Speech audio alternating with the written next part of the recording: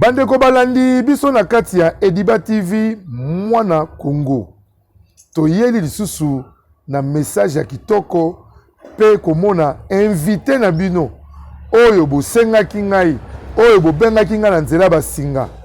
Toyambie lelo na kombo ya prophète Pachu. Bandeko bokolanda biso na maloba oyo tokosola na prophète Pachu tokokene nango na molai pe na mokuse. Bonjour prophète Pachu. Bonjour papa Edi. Esengo toninga makasi komona o lisusu ndenge vraiment tokutani suna mokola lelo bato babengaki par-ci par-là toyamba o lisusu po tozali na mituna mingi eutaka na nzela ya ba spectateur balandaka biso na bokebi. Sans plus tarder, avant tokota na kati ya mozino ya masolo na biso na prophète Pachu tokosenga papa tosambela. Ok, merci. Oui, ezali plateau ya losambo. Vraiment. Merci beaucoup. Merci beaucoup tosambela. Papa na lola topesio merci. Yo o ndimi lisusu mokola lelo tozala ensemble. Parole na yozo loba. Tongo nyonso yozo renouveler bolamu na bomoi na biso. Soki tolamuka kiko banda tongo to komiti na ngonga oyo eza pona makasi na biso te eza pe poto bongisaki mokola lelo te kasi eza bolingo pe bolamu na yo yango totiki ngonga o na maboko na yo makambu tokoloba na kati ya émission ezala na se ya loboko na yo pe puissance ya molimo no mosantu nde e accompagner biso toloba o eza makanisi na biso bato te kasi outi na inspiration na yo pona ko édifier mutu nyonso o azolanda biso na mokola lelo na kombo na Yesu Kristo kombo zali ko na kombo nyonso. Amen. Amen. Merci mingi bandeko balandi bolandi losambo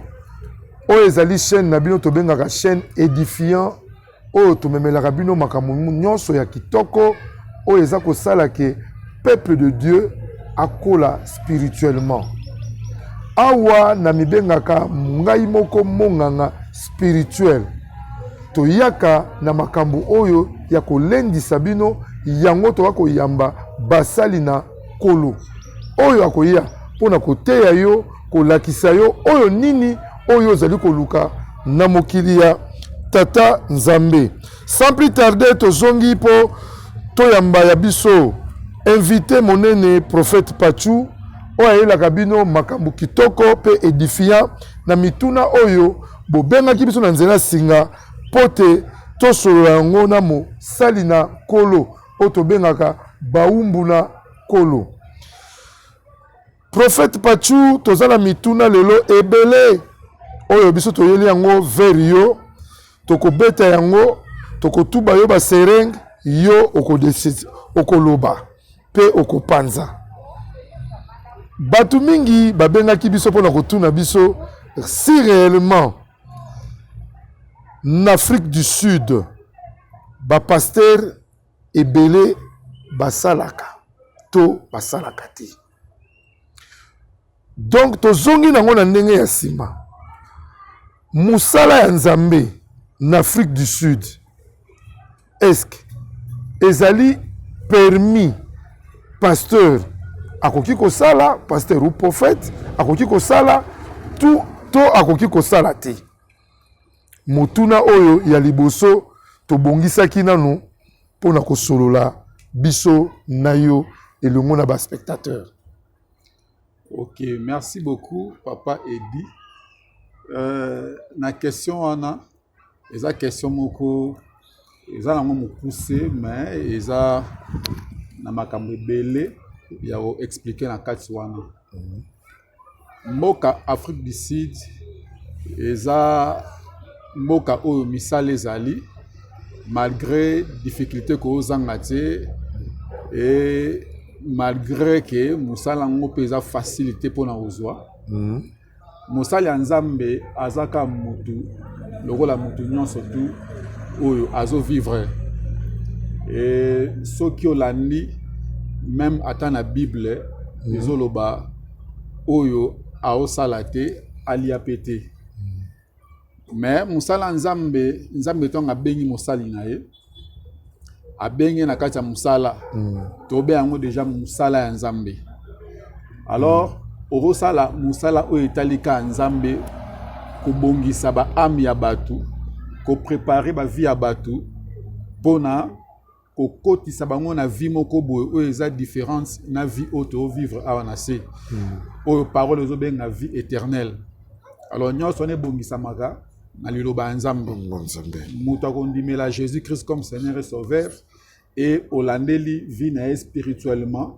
ti lobi Yesu Christ akozonga akozwa église na ye wana eza pe musala nzambe. Alors en dehors ya musala nzambe eza pe na musala oyo lokola mutu nyonso akoki kosala na mokili po na vie na ye sociale akoki kotravailler na compagnie soki pe pasteur atangaki na ye abimaki ingénieur abimaki médecin ou bien asilisaki na ba étude moko boye esengi soki akota na domaine par rapport ya ba étude na ye asalaki akoki pe kosala comme tout le monde. Maintenant ekozala na barrière na niveau moko moni ntango mutu akoti na kati ya musala nzambe musala nzambe peut-être okoti yango obandi yango na mukie ebandi na mukie ozo évoluer alors na mukie na ntango bandi omona ke na kati ya musala nzambe oza ba charge ya makasi te ba charge ya makasi ezate ezo permettre yo okende même kosala musala na yo en dehors ya musala nzambe okozala médecin okenda kosala kape garde na yo na hôpital et okenda na batemple bakobenga yo na ba heure supplémentaire na moment oyo okosala musala nzambe otali peke évolution ya église nezokende nanto komi na niveau moko boye te oyo na komi na charge ya makasi oyo ko permettre nga lisusu te nakende kosala musala musuli banda oyo na banda kosala. Mais na olobaka ke soko za musali ya nzambe eza nango interdité ke osala musala moko boye libanda ya eza nango permis oko osala mais eko dépendre pe na ba charge oyo za nango omoni soki yo ebika ke naza munganga musala moko yo yebi yango na vie na yo alors en dehors ya ozala munganga ozala na mécanicien te siko soki okomi na surcharge na musala oyo nzambe abengeli yo surcharge wana azoloba nini ekoma ape na moment mosusu église na yo komi na bamembre ebele makasi alors nombre ya bamembre wana ndenge emati epesi bacharge mpe ebele et okomi mpe na basollicitation ebele un mosusu na en dehors même ya église na yo na niveau local même peu en dehors, il y a pays où ils ont évolué. Alors, on a pu permettre yo lisusu vraiment au continuer na musa no libanda. Na sur les cas toujours progresser, na continuer pe développer idée toujours. Ok, chers spectateurs, bandeko bolandi biso na bokebi na maloba ya prophète Pachu ndenge a pesi explication que Mosala Nzambe, pasteur ou prophète akokipe ko sala. En dehors, il y a Moussala Naye oyo azali appelé que azali serviteur de Dieu. Tozali ko évoluer bandeko balandi na mituna na biso de gauche à droite na bapel oyo toyambaki. Prophète Pachu tolingi tokende so na motuna mosusu toza ko mata ba niveau. Ndenge nini tokoki ko détecter ou bien biso batu oyo tozali bapele te Dieu de Dieu te ndeni tokoki koyeba ke mutu oyo azali appelé de Dieu donc azali pasteur oyo abengami na mission penza ya Nzambe ndenge nini biso bandimi tokoki koyeba ezali première 1 nazala première B nango na C poto yeba ke mutu wana azali appelé de Dieu eloko nini vraiment ekoki kolakisa bendisi nini ekoki kolanda kolakisa biso parce que toza na ba réclamation mingi na batu na bandimi bazali ko benga de gauche à droite ba faux pasteur ba komi ebele ou soit ba faux prophète yango to kimi lo mbango epai na yo yo mutozali mosali na Nzambe serviteur de Dieu prophète Pachu kene na biso na mituna oyo maloba ezali na monoko na yo. Les fêtes s'approchent. L'orphelinat Vida a besoin de votre soutien financier et de dons matériels pour célébrer ensemble avec les enfants orphelins. Pensez à leur aider avec un petit geste que le Seigneur met dans votre cœur, cela suffira. Offrez-leur un moment de joie tout comme nous le faisons pour nos enfants. Ils n'ont que Dieu et vous comme soutien, car il est écrit: il y a plus de bonheur à donner qu'à recevoir. Orphelinat Vida sokayokota na banda kuna bino ezaka ko sala Matthieu 7:7 comme d'habitude. Bonne année, Noël yango esokomi biso na porte. To pense aussi na bana o baza na ba parents. To éviter yo yaka Orphelinat Vida. To passer un moment agréable avec les orphelins. La gloire sera rendue à notre Dieu. Napesi merci na bapartenance oyo bakotala biso botika biso te obakisa biso te nzamba beni obino nzamba bakisela bino oyo ezangi. Nous sommes situés au 49 de l'avenue Kinzola. Ok, merci beaucoup Papa Edi pour la question. La question moko bien mingi et eza likambo pe et dérangeara batu mingi. Et ce côté dans la Bible, la parole en Zambé, remarquez que même ata Jésus-Christ mkolo musala oyo ya Nzambe ye moko pe abandai ko avertir batu banda oyebisa batu bokeba na kati na bino eza déjà na ba faux serviteurs bokeba bokomona ba faux prophètes bokomona ba faux docteurs ba na kati na bino et bokoyeba bango na bambuma na bango. Alors, ceux qui déjà Nzambe moko azoyeba ke na kati ya musala na ye eza na bato baza ba faux. C'est que j'appelle na bato baza ba vrai. Maintenant, il faut koyeba bango.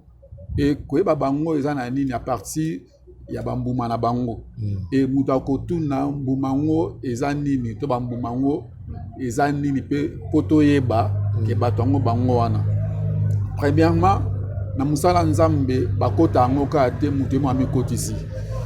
Il faut Nzambe mokonde abenga yo et Nzambe wana apesi yo mission et na kati ya mission nous dans la vision pour vision ne utika pa Nzambe et apesi yo mission oyeba eloko nini nga na osala pe tant de jeu eloko nini nga na osala o comprendre pe eloko nini nga na osala ti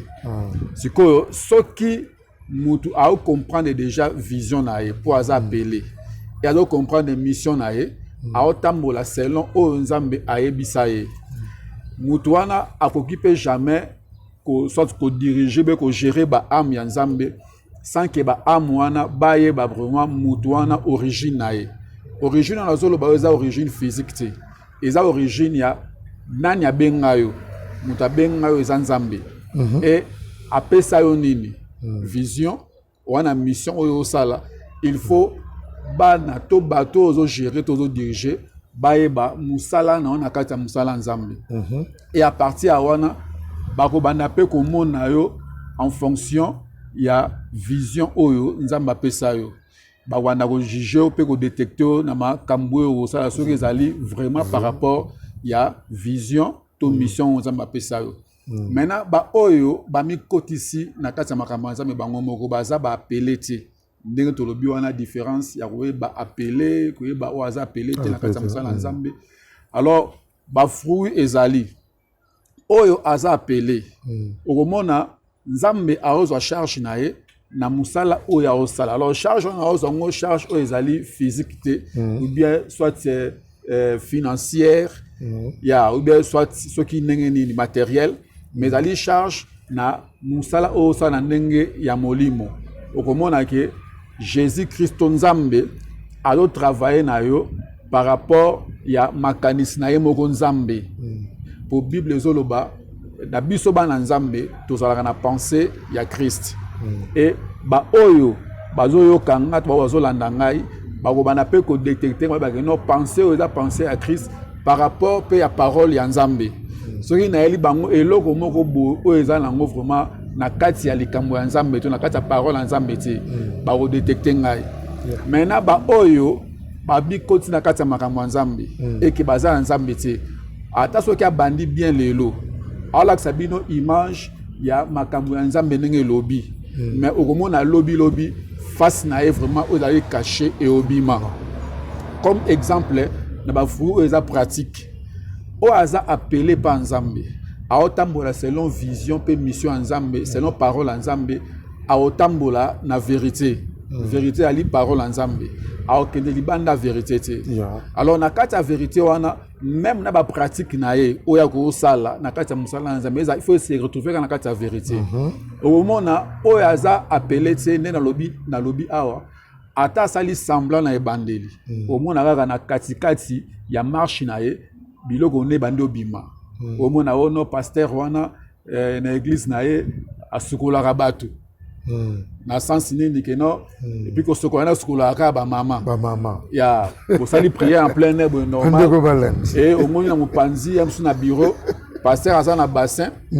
ba tie mai ser à koti alongoli bilamba abano sokola ser mais ce que soko tali yango na kata parole nzambe au moment que parole nzambe fonctionne en ndengo ate ba pratique nango c'est ça ata soka ebisio que noté au moins na kati ya bible ezana général moko ya armée azalaki malade azalaki lépreux et kena okutana na prophète Élisée ayebisa ki ebwakama cette fois na mai obika apeso ba verset moko bo o soko yebi liloba nzambe te et ko convaincre yo OK ezana contexte wana tende yo ko ozela ba mama to ba sœur ya église po opambola bango to po olongola ba malédiction il faut yo pasteur au sokola bango yata yo sokola bango o kende ko ça la ba pratique o eza libanda ya vérité siko soki déjà pasteur na bino asala makambo wana eza moko ba fruit o yo ko comprendre que o yo aza pelete pasteur mususu avant que abonde la pona yo obligatoire yo faut pesa mbongo soko pesi mbongo te abonde la pona yo te pa ko yebisa oke ngana vivara na musala o ngana musala busu na sala rate musala ngana revivre yango bible zoloba celui qui travaille à l'hôtel mange à l'hôtel alors na kata évangile nde na rolia alors na kata évangile mbongo euta nga wapi euta kaka soki na osala musala oyo ya hôtel alors nga pona bonde la pona yo il faut pesa mbongo ozana kamoko ya mususu esprit de mort au déranger ndako na bino pasteur pour bondela il faut bobogisa offrande moko munene o kolongola liwa wana alors ce comme on dit que pasteur a commis sa biloko wana doctrine na ye na musala o ya côté ya nzambe c'est que aza muto aza appelé te pasteur muso o yebisa yo sert loko yo zo botati nga il faut na sambela pono mena o sambela pona yo na ba pratique et après ce pena passage biblique autrement na bible que moi na maman moko akufaki et ba bengaki prophète alafa na ndako na bango ba bengaki ye aye pour ça longa na ndako déjà prophète Élisée aye et alalisi mwana wana na se amateli mwana wana mobali bible lobi maboko na maboko munoko na munoko a souffler mais avant na sambenda pe a souffler mwana na mobali amuki alamuki mais après ce passage wana yo mama et asaleli yango pa na yo sikoyo mama olali na se pasteur to prophète to apôtre to évangile ou bien docteur amateli yo na mobali amateli wana munoko na munoko intention na ye ezanini pe suka nango e ozala nini sikoyo soki déjà bo remarquer bino ba sœur na église même ata ba frère que pasteur na bino a pratiquer biloko wana bon comprendre directement que ba fruit o eza ya appelé en nzambe te parce que oza musali nzambe mais o sa biloko mo eza na kati ya parole nzambe te alors ba pasteur mususu ba kusha na ba femme ya batu banda ko bota te ba kusha na ba sœur ya batu sœur aza mususu na ba malédiction o yebani et pasteur il faut na wendre yo zoto mobimba alors na wendre na bilamba te faut na wendre yo o tikali bolumbu alors faut longola bilamba na office ngana pakola mafuta nzoto mobimba et na pakola oti bisika oyo ya intimité na yo na sens que bisika na mibali balandaka alors il faut oza mobali alors si akoma ko sala ndengo na suka lango e ozala nini alors ce qui déjà c'est remarquer bongo et ko garder secret au bombi pasteur wana si vous garder secret OK nango libanda bato bayebi alors bato libanda ba redécouvrir que oh wana aza appelé te pour aosala ba pratique moko boye o eza ande ya vérité ya wana lobia ke mutu oyo aosala selon appel ya Nzambe a respecter makambo etambolaka na appel ya Nzambe. Merci beaucoup. Merci na répondre côté wana. Allô? Allô Masasi. Ya Masasi. Boni mama kuna na homme de veillard Misunga. Naza déjà na Misunga homme de veillard. Au moni tant maman avec église. Allô naoki bien te. Tant bazo sengo mbongo, yo tindi mbongo, bango balé ba songe ba kati ba songe ba memel ba dispensaire à mike. Et là sunde ngona te maman. Mena poto na kishasa la même chose. Et loko zo sepeli sanga. Banda mama koma na Misunga homme de veillard. Kota maman. Oh maman zongo ko la bébé, bazo zo soya maman. Oh, mais là so moni maman, maman zongi chéni. Maman zo dia 3 fois. Tongo medi popo. Debo nanga elo musu sepeli singani. Misunga homme de veillard. Ko ebiba, ko ebike. Bana courant so kata. Soki esalika manœuvre pano ya temps bana lumière 24 heures sur 24 heures et puis connexion internet et vanda et puis soki mama ayoki mal à l'aise ou bien mutu pasi nzoto dérangé kaka na mutu na place à la liwana a fini bouton rouge docteur mbango ataka kati c'est pourquoi homme de veillard Misunga eza na kati ya clinique Misunga Donc so futi mbango nozo regretter te. Ah ouais, tout bien na wezali ba minganga bazo sala mama contrôle chaque semaine. Mais azala kuna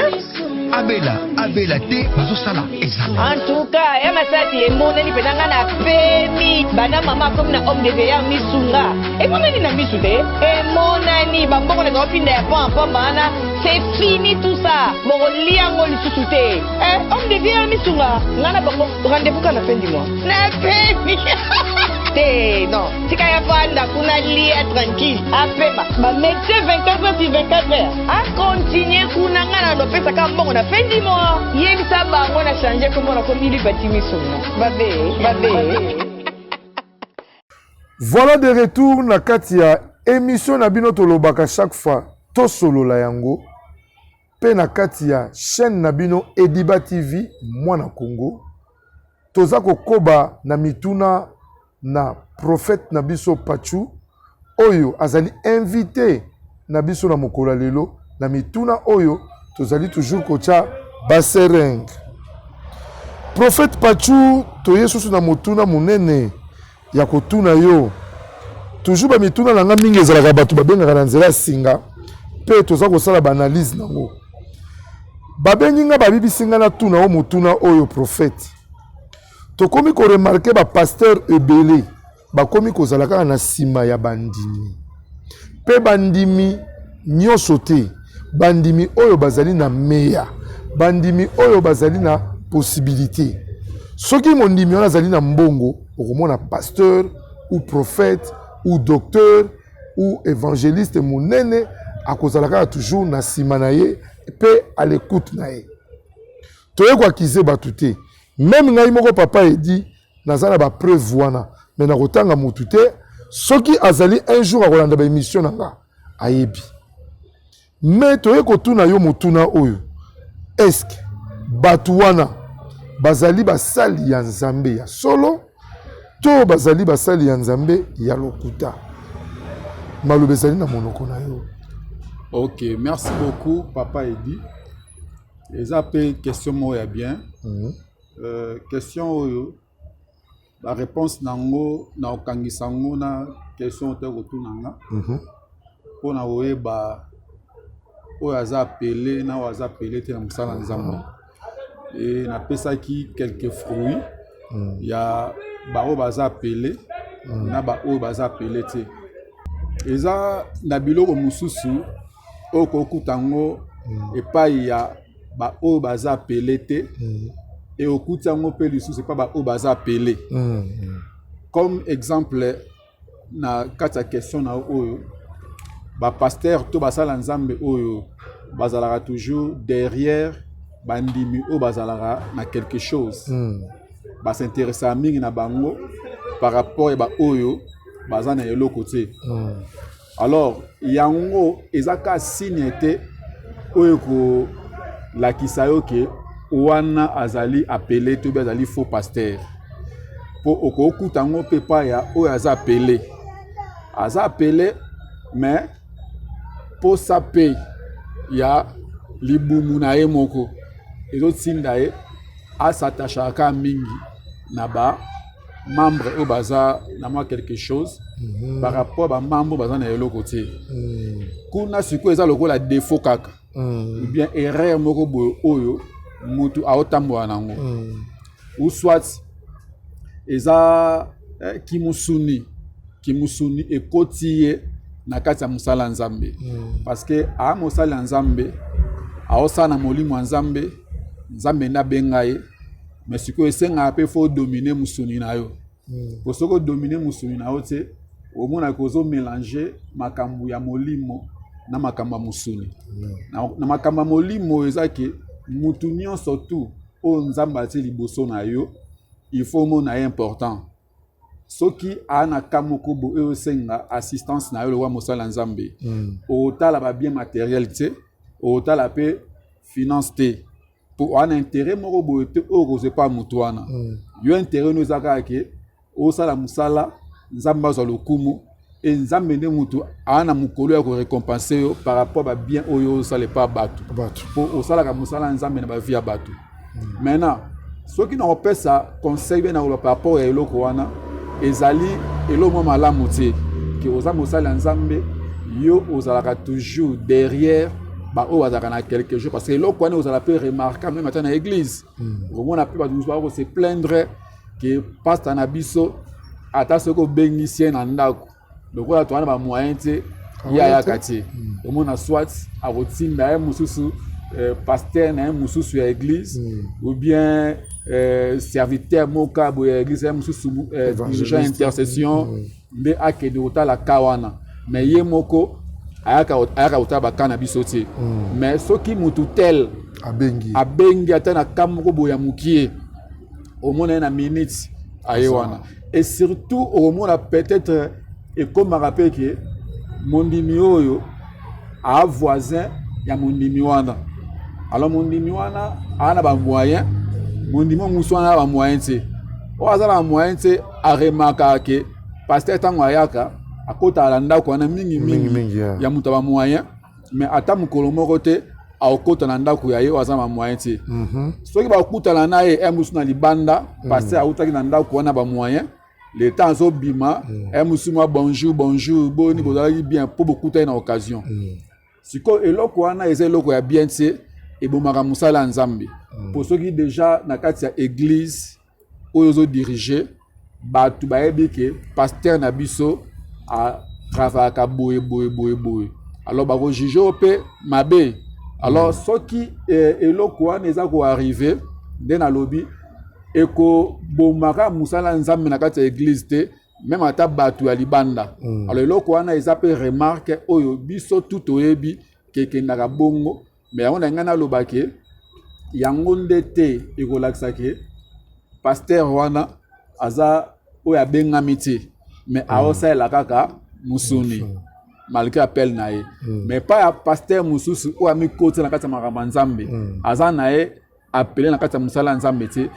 biloko wana ezalaka facile aloko vie na bango po parole nzambe ezoloba baotravaille mpona gain moko sordide mpona baintérêt moko ya bango baotravaille mpona ventre na bango alors mosali ya nzambe akosala mosala ya nzambe mpona ventre na ye te bandeko balandi je pense bolandi biso na bokebi makasi na bokebi mingi pote na oyo tozwi na mokolo lelo epai ya prophète Pachu invité oyo azoya kolendisa peuple de Dieu na kati ya nzela ya chaîne Ediba TV pe na émission na bino tosolola yango na lokima mbango toye kopesa pasteur Rigima Guilin oyo église l'œil de l'Éternel na Kinshasa bambote ebele na musala monene oyo ozali kosala na kati ya Ediba TV tozongi na lombango epai ya prophète Pachu na mituna oyo tosololeki na ye pe kotuna ye en dehors ya makambo nyonso oyo elekaka na église ezala na Afrique du Sud ezala na Congo ndenge nini oyo amonelaka mosala ya nzambe ndenge koki kotambola. Ok, merci beaucoup Papa Edi. Avant de répondre à la question, je vais vous Moussala Nzambe.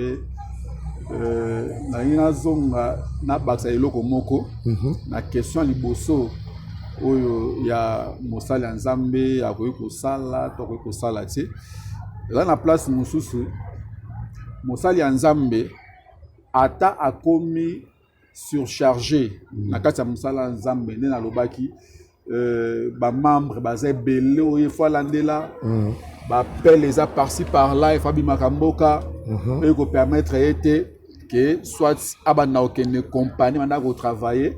pour mukolo compagnie a ko permettre absence ya ndengwana te et okombona pe Moussala Nzambe mususu soki asi atiki Moussala moko bolibanda e komenesco ko bunda na Moussala Nzambe na batan a créer business na yemoko bo o ezaki ana batu ba contrôler ngo ya ko zo ka rapport n'importe quand mutu pe wa ko soutenir mutu pe femme na ye mutu pe batu moko bo o yemoko engagé alors baza occupé ya osala makambo e ko c'est la pasteur mbongo na ndenge ya libanda pour pasteur azara toujours sima ya batuté alors ya pe na pasteur musu soupe malgré à cause ça la business a osa la ngopete a repo ça la Moussala na compagnie a osa la ngopete mais Moussala ka o ya Nzambe e fungolele ba porte pe belé oyo a osa pe mongo facilement vous comprenez a osa mongo facilement o mona pe ke ana batu oyo comme ba partenaire ba zoye charge na makambo belé alors sikoyo ezalaka il faut à la prudent charge oyo bazuye il faut ezalape na autobenga substance oyo vandi parce que okosa confiance na batute c'est ça ya soki confiance na batu wana pe ako changer mouvement et soki moko zalaki na base moko boete c'est ça et déséquilibré yo alors ba soutien un peu ko kozwa yeba toujours que ata soki autant na kata business lelo te yeba ke mokili et tambola lobby a toujours na besoin il y a multiplication c'est ça alors pour na koloba remarque au nazomona Moussala Nzambe na kati ya Afrique du Sud Moussala Nzambe et au salamanango bien ndenge na ota koloba na mission moko eleka Moussala Nzambe et au salamanango bien et ezo dépendre pe soki Nzambe abenga vraiment na kati ya mboka oyo et ce qui nous a mabenga yo ndenge na otolo na quelques minutes awa okotambola selon makambu ya Nzambe oyo eza attaché na appel na yope okotambola selon vérité ya Nzambe alors batu ya bongo omona ki aosala pe Moussala na e bien et biso pe otoza libanda ya mutu wana to mona pe ke Moussala Nzambe esala ma bien particulièrement pas mutu wana alors so tozo yango en général okomona ke tozi mutu moko o sala Moussala Nzambe ezape na ba regret ebele oyo batu ba nango na kati ya mboka oyo po toyoka kape batu omona mutu mususu aza na pasteur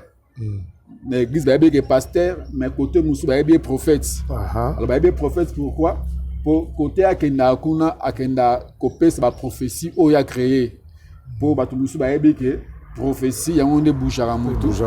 prophétie yango nde fungola ba porte et ceux qui a yeli mutu wana prophétie ndako fungwama pe apesi makambu oyo aza nango posa et omona ke mutu mususu aza na ba matière mo asa zwaki pona mutu wana aokenda besi ba matière wana etanga okotsa mutu wana appel otobenga appel de fond mutu abibisa mbala moko alors biloko wana surtout wana et ça l'appelle que epesa image moko ya bien tse awa na kati ya mboka Afrique du Sud ki ba pasteur baza ba miyibi ba pasteur baza ba escroc pour ba pasteur ba escroc pe bazali alors ba biloko wana nyonso et ça la difficulté na réalité otomona na kati ya Afrique du Sud na kati ya Moussala Nzambe mais Moussala Nzambe yango moko Nzambe soka pesi Moussala apesa na facilité ya go salango et ko affronter ba réalité. Chaque spectateur balandaka biso na bokebi bolandi biso na mukola lelo na prophète Pachu na maye oyo bobengaki botunaki pe na maye oyo biso tobongisaki ya kolakisa bino pe kopesa bino oyo tolobaka toujours toyaka na chaque fois na ba message édifiant. Au nom de Jésus, matoye funga mamunokolo ba matoye funga mamunokolo ba na kombo na Yesu. Matoyi na ye na malobe ngai mama Lutumba nakendaki na prière ya convention oyo esalamaki ya papa Moïse ayaki awa nakendaki kuna na mwana na ngai azalaki banda inane azalaki koloba te eti ndenge akokisi 23 ans ere tokendaki kuna papa abondelaki mpo na ye namoni akomi koyoka mpe koloba yango wana napesi nzambe ozana merci mpo na bolamu nyonso azosalela ngai. Shalom bana nzambe kana ngai ezalaki ka ya depression makasi na banda kolala te na banda koganga na banda kolota bandoto mabe na kondaki na silaki nzoto bamemaki nga na hôpital psychiatrique na dépensaki mbongo ebele esimbaki te or fallait nasala mémoire na ngai ya fin de cycle badépensaki koleka même na classe prophète moko ayebisi biso eza likambo kokende hôpital te eza likambo koluka nzambe epa na ye moko esimbaki te tokende na ba ministère ebele ba prophète ebele simba ete mais nakumisi nzambe ya papa Moïse po mokolo bamemaki nga dès le premier jour epa na ye asimbaki ngai mutu na ngai ekomaki stable ezochauffe lisusu te nakomi kolala pongi nakomi kolia nazoganga lisusu te naomona su bandoto mabe te or ce n'était pas le cas pendant 4 ans nde napamboli nzambe ya Osana nayokumisa nzambe ya pasteur Moïse na oyo tosala na kati na faye na biso tomitungisani mingi na problème ya divorce otambolaki par-ci par-là tokutana baprofete ebele lisusu bawasinga biso bambongo alors lelo tokutana na pasteur Moïse asili kosala biso délivrance la délivrance wana akangoli biso akamoni ezongi na kati na ndako esengo ekoti na kati na ndako mwasi tanga tokomi kosola malamu tozali mpe mpe kotalana lelo esengo ekoti yango tokokumisa nzambe na ozana aza malamu naye kokumisa nzambe ya ozana po ça fait 2 ans passé nazali na problème sérieux ya misu surtout somo eza makasi flou na komona distance te mais ndenge naye koleka délivrance na remarqué ma changement mo makasi sans lunettes nazomona clair donc nakumisi vraiment nzambe ya ozana nazosala donc namoni ke na olata lisu lunettes te yango naye kokumisa nzambe ya ozana nalobaki deja bamaladi oyo ewumelaka ntango molai oyo esilaka te ezali nde démoniaque badivorce ebele tozokomona ntango nyonso awa ezali mpe kidoki boya nango epai na nzambe nde bokobika nazozela bino na moto. Voilà de retour na kati ya chaîne na biso toye kosukisa maloba oyo invité na biso papa prophète Pachu oyo ayaki ko memela biso pona ko édifier peuple de Dieu. Alors malobe zongi pas prophète Pachu nini okoki kopesa comme toli pona peuple de Dieu ezala ba pasteur ezala ba prophète ezala biso nyonso oyo bana nzambe appel nini maloba nini okoki kopesa biso comme conseil kolakisa biso lolenge nini tokoki kotambola na mokili ya tata nzambe. Merci beaucoup papa Edi. Conseil na opesa na ndeko nyonso azolanda nga eza ke par rapport makambo tolobi awa eza ba réalité oyo tozo vivre na mboka oyo ya Afrique du Sud même partout ailleurs eza réalité moko oyo mutu moko takoki kobosa nango mais na oyebisa kaka na mutu azolanda nga eza ke ata na makambo eyokamaka na matoyi na biso oyo etali vie ya basali ya nzambe nde tolobaki ya basali ya nzambe mosusu bamikotisa na kati ya mosala wana bango moko baza basali ya nzambe te ezaka basali ya nzambe mosusu oyo nzambe moko abenga bango baza na kati ya mosala wana alors bokoki koremarke un mosusu façon na bango ya kofonctionne ekomi neti barrière oyo eza koempêche yo mpo ondimela nzambe okoki kozala empêche te na makambo oyo ozomona epa bapaster mpo soki eloko moko mabe ezali seke eloko moko mpe ya bien ezalaka toujours po meme ata jésus christ moko alobaki bozala prudent boza na kati ya balu mais bozala prudent lokola nyoka bozala mpe humble lokola colombe malgré balu bazali mais eza mpe na baberger oyo babatelaka ba brebis donc il y a vrai bazali donc kozongo kaka en général te que basali ya nzambe baza mabe baza ba escroc baza ba nini so kangami kana o wana okondimela nzambe te parce que poyo oye ba nzambe oye ba parole ya nzambe ekoleka partie ya mosali ya nzambe muso aza pembeni na yo muso aza musika na yo mais soki okangika image moko ke baza mabe nde ekopekisa ngai nalanda nzela ya nzambe te ekozalaka mabe mpo na yo moko yebaki un jour Jésus Christ aozonga il faut azwa biso nyonso bana na ye oyo agréa biso donc même ata mpona basali ya nzambe babrebi oyo tozo diriger ya nzambe to prendre soin na bango mais ba oyo bakomi nanu bachrétien te ou bandimi na Christ comme Seigneur et Sauveur te baza libanda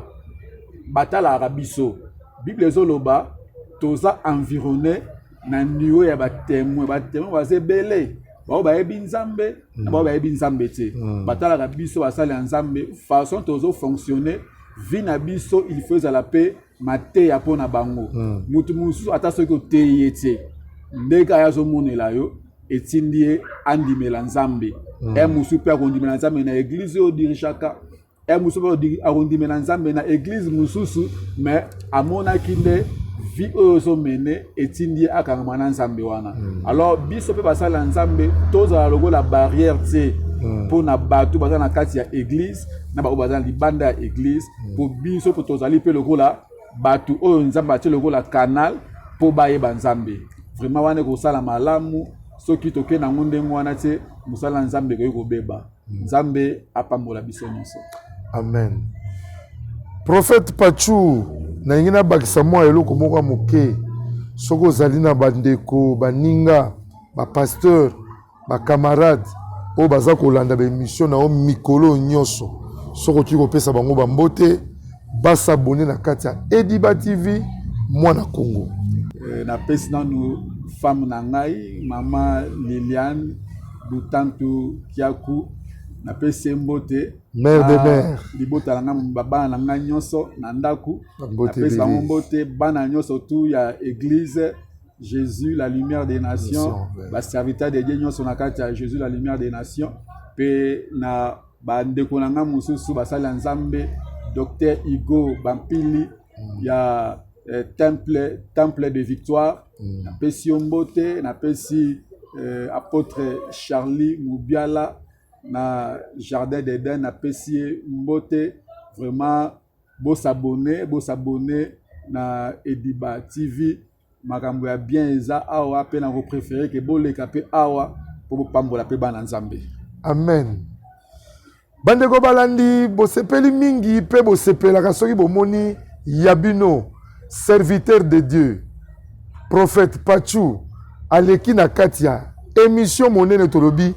tosolola yango pe na kati émission na chaîne na bino Ediba TV mwana Congo bo s'abonner massivement bo partager chaîne oyo nde na lobaka na bino butu moi bo partager ngai na $1 soko ozwi kaka ngai opesi kaka moto moko eza lokola opesi ngai $1 pesa ngai $1 na ami na yo na moninga na yo oyo bozalaka na ye ndenge nasalaka na moninga na ngai Yves Mopompa na kabulaka na Yves Mopompa kabulaka pe na bato ebele